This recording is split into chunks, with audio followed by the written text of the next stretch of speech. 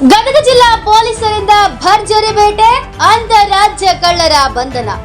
ಒಂದಲ್ಲ ಎರಡಲ್ಲ, ಬರೋಬ್ಬರಿ 15 ಲಕ್ಷ ಮೌಲ್ಯದ ಬಂಗಾರದ ಆಭರಣ ಮತ್ತು ಕಾರು ವಶ. ಹೌದು, ಗದಗ ಜಿಲ್ಲಾ ಪೊಲೀಸರಿಂದ ಅಂತಾರಾಜ್ಯ ಕಳ್ಳರ ಬಂಧನವಾಗಿದೆ. ಗಜೇಂದ್ರಗಡ ಪೊಲೀಸ್ ಠಾಣೆ ವ್ಯಾಪ್ತಿಯಲ್ಲಿ ಬರುವ ದೊಡ್ಡಹಾಳ ಫ್ಲಾಟಿನಲ್ಲಿ ಪ್ರಶಾಂತ್ ಸೂರ್ಯವಂಶಿ ಎಂಬುವರ ಮನೆ ಕಳ್ಳತನವಾಗಿತ್ತು. ಮನೆಯಲ್ಲಿದ್ದ ಆಭರಣ, ನಗದು ದೋಚಿ ಪರಾರಿಯಾಗಿದ್ದರು ಕದಿಮರು. ಪ್ರಕರಣವನ್ನ ಪೊಲೀಸ್ ಅಧೀಕ್ಷಕರಾದ ಬಿಎಸ್ ನೇಮೇಗೌಡ ಅವರ ಮಾರ್ಗದರ್ಶನದಲ್ಲಿ ಕೈಗೆತ್ತಿಕೊಂಡಿತ್ತು. ಹೆಚ್ಚುವರಿ ಪೊಲೀಸ್ ಅಧೀಕ್ಷಕರಾದ ಎಂಬಿ ಸಂಕದ್ರವರ ತಂಡವು ಇದರ ನೇತೃತ್ವವನ್ನ ಸಿಪಿಐ ಎಸ್ಎಸ್ ಬೀಳಗಿ ಅವರಿಗೆ ನೀಡಿತ್ತು.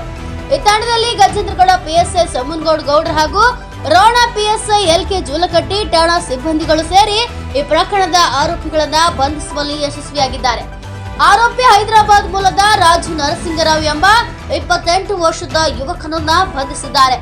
ಆರೋಪಿ ಕಳ್ಳತನಕ್ಕೆ ಬಳಸಿದ್ದ ಕಾರು ಹಾಗೂ ಆಭರಣ, ನಗದು ಸೇರಿ ಬರೋಬ್ಬರಿ 15 ಲಕ್ಷದ ಮೌಲ್ಯದ ವಸ್ತುಗಳನ್ನ ವಶಪಡಿಸಿಕೊಂಡಿದ್ದಾರೆ. ಪ್ರಕರಣದಲ್ಲಿ ಇನ್ನು 3 ಆರೋಪಿಗಳು ಭಾಗಿಯಾಗಿದ್ದು ಆರೋಪಿಗಳ ಪತ್ತೆಗೆ ಬಲೆ ಬೀಸಿದ್ದಾರೆ. ಗದಗ ಜಿಲ್ಲೆಯ ಪೊಲೀಸರು ಶೀಘ್ರ ಪ್ರಕರಣ ಭೇದಿಸುವಲ್ಲಿ, ಸಾರ್ವಜನಿಕರಿಗೆ ನ್ಯಾಯ ಒದಗಿಸುವ ನಿಟ್ಟಿನಲ್ಲಿ ಪ್ರತಿ ಬಾರಿ ಒಂದು ಕೈ ಮುಂದಾಗಿದ್ದಾರೆ.